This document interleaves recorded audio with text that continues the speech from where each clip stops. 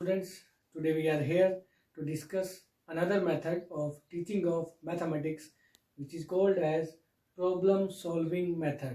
हिंदी में हम इसे कहते हैं समस्या समाधान विधि। अब देखिए ये एक ऐसा मेथड है या इसके नाम से हमें ये लग रहा होगा कि ये कैसा मेथड है, या आज तक हमने तो नहीं सुना, इतने मेथड सुने हैं, प्रॉब्लम सॉल्विंग मेथड तो हमने नहीं सुना। एक अप्रोच के फॉर्म में तो हमने सुना है कि कहीं ना कहीं जब हमें प्रॉब्लम आती है, या वो डेली लाइफ में हो चाहे वो प्रोफेशनल लाइफ में हो, तो उसे हमें सोल्व करना पड़ता है। लेकिन यही चीज़, ये एक्टिविटी जो हम अपनी डेली लाइफ में as well as professional life में करते आए हैं या आगे भी करनी पड़ेगी, वो किसी मेथड का फॉर्म कैसे ले सकती है। तो देखिए यही इसके पीछे का जो रीज़न या इसके पीछे की जो मंशा या अजम्पशन भी यही है कि जब हम स्टूडेंट्स को टीच करते हैं कंटेंट, चाहे वो किसी सब्जेक्ट को क्यों ना हो, तो हमेशा हमारे एजुकेशन सिस्टम की या इंस्टीट्यूशन की या टीचर की, हर एक जो बंदा, हर एक जो व्यक्ति एजुकेशन के फील्ड से जुड़ा है, उसकी ये भी कोशिश रहती है कि जो स्टूडेंट हैं वो इस तरीके से उनका विकास हो कि वो अपनी दैनिक जीवन में अपनी एजुकेशन का वो यूज़ कर सके। अब दैनिक जीवन में एजुकेशन को यूज़ कब, कहाँ, कैसे करना है, इसकी कोई स्पेसिफिक ट्रेनिंग नहीं है। तो इन बातों को ध्यान में रखते हुए ये कहा गया कि टीचर जब अपने कंटेंट को डिलीवर करेगा या पढ़ाएगा, तो उसको पढ़ाते हुए कुछ ऐसे मेथड्स को वो चूज़ करेगा जिसके ज़रिए इनडायरेक्टली बच्चों के अंदर इस हैबिट को या इस गुण को डेवलप करवाया जा सके। तो उसी क्रम में एक मेथड सजेस्ट किया गया है जिसे हम नाम देते हैं प्रॉब्लम सॉल्विंग मेथड का। अब प्रॉब्लम सॉल्विंग मेथड में मेन या सेंटर पॉइंट क्या है, वो है प्रॉब्लम। तो आज हम कोशिश करते हैं इस प्रॉब्लम को डिफाइन करने की, इसका मीनिंग को जानने की। इसका मीनिंग है, कहते हैं कि here problem means a sort of obstacle which has to be removed to reach the goal. कहते हैं समस्या क्या है, कैसे समस्या कुछ नहीं है, समस्या बस एक तरह की बाधा है जिसको दूर किया जाना जरूरी है हमें अपने लक्ष्य की प्राप्ति के लिए। मीन्स जो भी आपका गोल है, उस गोल तक पहुंचने के लिए जो भी आपको के सामने बाधाएं आती हैं, वो सारी बाधाएं जो है वो समस्या ही कहलाती हैं। तो इस तरह के जो ये थॉट है, इसको ध्यान में रखते हुए इस मेथड को बनाया गया है।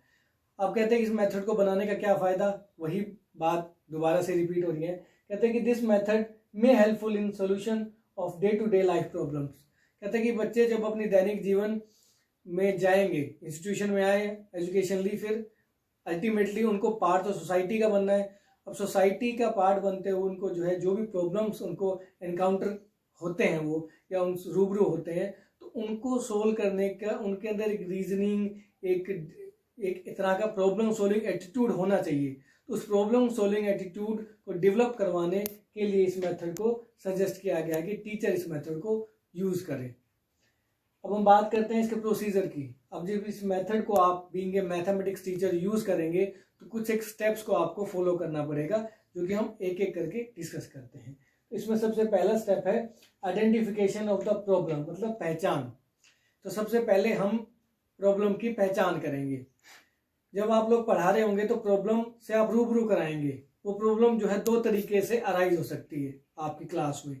एक, आप कोई सिचुएशन बच्चों के सामने रख दें बीइंग ए टीचर कि भाई ये प्रॉब्लम जो है आ रही है, या स्कूल एनवायरनमेंट की वजह से या क्लासरूम के एनवायरनमेंट की वजह से वो प्रॉब्लम खुद ही जो है अराइज हुई है, उस प्रॉब्लम को बच्चे डिस्कस करना चाहते हैं, तो वो एक हमारी समस्या के रूप में हमारे सामने आ खड़ी होती है। तो वो तो हो गया समस्या की पहचान, की समस्या है कैसी, क्या है।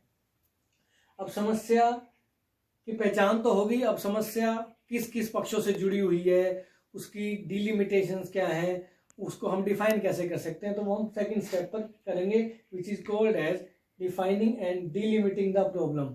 मीन्स वो जो हमारी समस्या है जिसको हमने अभी अभी फाइंड आउट किया है या आइडेंटिफाई किया है, उसको डिफाइन हम करेंगे कि मतलब ये समस्या वाकई में है क्या, क्या इस समस्या से जुड़ी और भी छोटी छोटी समस्याएं हैं, या वो समस्या किस किस एरिया से जुड़ी हुई है। डिलिमिटिंग का मतलब होता है to put the brackets, limitation bound कर देना। कि फॉर एग्जांपल वो कोई प्रॉब्लम अगर ज्योमेट्री से रिलेटेड कोई समस्या बच्चों को आ रही है, तो इसका मतलब क्या है कि वो समस्या basically related to the geometry of the mathematics, उसका इक्वेशन से या दूसरे जो नंबर सिस्टम है दूसरे टॉपिक से कोई लेना देना नहीं है, वो ज्योमेट्री की प्रॉब्लम है और ज्योमेट्रिकल फार्मूलाज या ज्योमेट्रिकल जो भी प्रिंसिपल्स हैं उनके आधार पर ही वो सोल्व की जा सकती है। तो हम केवल ज्योमेट्री के जो सिद्धांत है उन्हीं को ध्यान में रखेंगे, बाकी को हम नहीं सोचेंगे। तो ये होता है डिलिमिट करना समस्या को। अब समस्या की पहचान भी हो गई और समस्या को हमने डिफाइन भी कर लिया। देखिए बच्चों, जो ये 2 स्टेप हैं स्टार्टिंग के, ये बहुत अहम है। समस्या को अगर आप अच्छे से परिभाषित नहीं करेंगे तो आप समस्या के समाधान तक नहीं पहुंच सकते। तीसरा स्टेप है कलेक्शन ऑफ डाटा। तो after defining and delimiting the problem, students will collect the data. Student उससे रिलेटेड डाटा को कलेक्ट करेंगे कि क्या क्या चीजें चाहिए, कौन कौन से आंकड़े चाहिए। और हर एक स्टेप पर टीचर विल बी देयर, वहां अध्यापक रहेगा बच्चों की हेल्प के लिए। अगर यहाँ भी अगर बच्चे जो है डाटा कलेक्ट नहीं कर पा रहे हैं या सोच नहीं पा रहे हैं कि क्या डाटा चाहिएगा, तो टीचर उनकी हेल्प करेगा। तो तीसरे स्टेप पे डाटा कलेक्ट हो गया। फोर्थ स्टेप है organisation and evaluation of data. जो डाटा कलेक्ट किया गया है किसके लिए, समस्या के समाधान के लिए, तो वो डाटा जो है उसको आप ऑर्गेनाइज करेंगे, संगठित करेंगे, सुव्यवस्थित तरीके से उस डाटा को आप अरेंज करेंगे और साथ साथ इवेल्युएट भी करेंगे। कई बार देखिए डाटा इकट्ठा करते हुए हम बहुत सारी चीजें इकट्ठी कर लेते हैं, तो उन बहुत सारी चीजें जो हमने इकट्ठी की हैं उनमें हमारे काम की कितनी है वो कैसे पता चलेगा, वो इवेल्युएशन करके ही पता चलेगा। जब हम डाटा को ऑर्गेनाइज करने के बाद इवेल्युएट करेंगे कि हमारे काम का कौन सा है या हमारी समस्या से जुड़ा हुआ डाटा कौन सा है, वही हम रखेंगे, बाकी को हम डिस्कार्ड कर देंगे, छोड़ देंगे। तो मूव करते हैं फिफ्थ स्टेप पर, which is defined as formulation of tentative solution of the problem. अब टेंटेटिव सॉल्यूशंस को हम हाइपोथेसिस का या परिकल्पनाओं का भी नाम दे देते हैं, और हाइपोथेसिस वर्ड जो है रिसर्च में बहुत यूज किया जाता है। तो यहाँ बच्चे क्या करेंगे कि जो डाटा कलेक्ट किया गया है उसके आधार पर जो है टेंटेटिव सॉल्यूशन लिख लेंगे प्रॉब्लम के, कि ये भी सॉल्यूशन हो सकता है, ये भी हो सकता है, ये भी हो सकता है, ये जितने भी संभावित हल हैं उनको लिख लिया जाएगा। और संभावित हलों को लिखते हुए या निर्माण करते हुए टीचर की भी हेल्प ली जाएगी। अगर कई बार क्या होता है कि बच्चे ये काम नहीं कर पाते हैं, डाटा कलेक्ट करने के बाद टेंटेटिव सॉल्यूशन क्या रहेंगे बच्चों को नहीं सूझते हैं क्योंकि वो अभी छोटे हैं। तो वहां पर टीचर की जो इन डेप्थ नॉलेज है, टीचर का जो ज्ञान है एज ए मैथमेटिक्स टीचर कह लो या दूसरे सब्जेक्ट का टीचर कह लो, वो काम में आता है। तो वहां टीचर उनको प्रॉम्प्ट करेगा या मोटिवेट करेगा या हेल्प आउट करेगा to form tentative solutions of the problem. Next move करते हैं हम सिक्स्थ स्टेप की तरफ। अब फिफ्थ स्टेप पर हमने क्या कर लिया, जो भी संभावित हल हो सकते हैं उनकी हमने सूची तैयार कर ली या उनको नोट कर लिया। अब उन संभावित जो हल हैं या सॉल्यूशंस हैं उनमें हमारा जो एग्जैक्ट सॉल्यूशन छुपा हुआ है उसको हम ढूंढेंगे, उसको हम फाइंड आउट करेंगे सिक्स स्टेप में। और वो कैसे करेंगे, बाय रीजनिंग, तर्क के आधार पर हर एक सॉल्यूशन को उठाया जाएगा। टेंटेटिव सॉल्यूशन जो लिखे हैं, मान लो 5 लिखे हैं तो पांचों को बारी बारी से डिस्कस किया जाएगा तर्क के आधार पर और डिस्कशन के आधार पर। और तर्क अगर सॉल्यूशंस को डिस्कार्ड करता है तो उसको जो है छोड़ते चले जाएंगे। जहां हमारा तर्क हमारे जिस भी संभावित सॉल्यूशन से मेल खा जाता है और हमें समस्या के समाधान की तरफ ले जाता है, उसको हम जो है फाइंड आउट कर लेंगे, उसको हम जो है निकाल कर अलग से रख लेंगे और उसको हम अपना एक एग्जैक्ट सॉल्यूशन या रिजल्ट मानकर चलेंगे। अब हमने सिक्स स्टेप पर क्या किया, संभावित हलों में से एक हमारा जो सही हल था उसको हमने खोजा। अब उसको जिस हल को हमने खोजा है वो जो सॉल्यूशन है या जो वो जो हल है वो सही है या नहीं है, ये भी हम जांचेंगे लास्ट स्टेप पर, जिसे हम कहते हैं वेरिफिकेशन ऑफ द रिजल्ट। जो परिणाम हमने ढूंढा है, जो सॉल्यूशन हमने फाइंड आउट किया है, वो सॉल्यूशन कारगर है भी या नहीं है, उसको हम वेरीफाई करेंगे। और वेरिफिकेशन ऑफ द रिजल्ट जो है, हमें पता है कि जब हम मैथ्स पढ़ना स्टार्ट करते हैं, you can say from class 3rd to 5th, इस तरह की चीजें की जाती हैं कि जो सॉल्यूशन आपने ढूंढा है उसको आप वेरीफाई करो, जिसको हम सिंपल वर्ड्स में उत्तर की पड़ताल भी बोल देते हैं।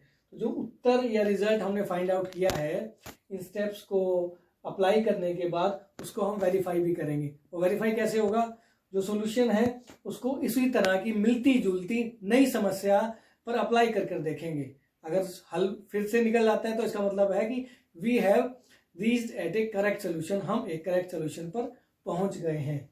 और ये सारे काम करते हुए या ये सारे स्टेप्स पर चलते हुए एक चीज जरूर इंश्योर करनी है हमें बीइंग ए टीचर, कि हमें खुद भी और बच्चों को भी दोनों को अलर्ट और दोनों को कॉन्शियस रहना जरूरी है। तब भी इस मेथड को यूज करने का फायदा है और तभी इससे होने वाले जो फायदे हैं उसको हम पूरे तरीके से उठा पाएंगे और बच्चों के अंदर एक प्रॉब्लम सॉल्विंग या एक डिस्कवरी वाला जो एटीट्यूड है वो हम डेवलप कर पाएंगे। अगर हम इसके एग्जांपल की बात करें तो एक छोटा सा एग्जांपल ले सकते हैं मैथमेटिक्स का। To find out the area of 4 walls, कई बार बैठे बैठे जो है ज्योमेट्री के मानो टॉपिक चल रहे हैं और बच्चे पूछ लेते हैं, टीचर पूछ लेता है कि बच्चों जिस कमरे में आप बैठे हो उसकी 4 दीवारी का क्या क्षेत्रफल होगा। तो बच्चे सोच में पड़ जाते हैं, ये कैसे होगा, ये तो हमें नहीं किया, ये तो टीचर ने आउट ऑफ द बॉक्स हमारे से पूछ लिया है। तो इस समस्या को पहचान करवा दी टीचर ने, अब डिफाइन भी करवाएंगे। अब ये देखिए जो 4 वॉल्स होते हैं किसी भी कमरे की, हमें पता है कि वो हर एक वॉल का अगर हम देखें तो वो हमें एक आयत, एक रेक्टेंगल की तरह नजर आती है। तो उसको हम रेक्टेंगल की फॉर्म में डिफाइन करके हर एक वॉल का अलग से रेक्टेंगल का जो हमारा फार्मूला होता है एरिया निकालने का, लेंथ इनटू ब्रेड्थ, उसको यूज करते हुए हम पहले हर एक दीवार का क्षेत्रफल निकाल लेंगे, लेंथ इनटू ब्रेड्थ। या फिर अगर हम वॉल्स की बात करें तो 2 साइड हमारी लेंथ होती है रूम की और 2 साइड हमारी ब्रेड्थ होती है, हाइट हर एक में इंक्लूड होती है। तो लेंथ इंटू हाइट, फिर ब्रेड्थ इंटू हाइट। तो इन चारों जो वॉल्स हैं इनके एरिया को कंबाइन करते हुए हमारा formula 2 into L plus B into H, ये जो हमारा एरिया निकलता है, एरिया ऑफ 4 वॉल्स, ये हमारा जो है रिजल्ट निकलेगा। इस तरीके से हम जब चीज़ों को आगे चलाएंगे इस स्टेप्स को यूज करते हुए। तो जो 2 इंटू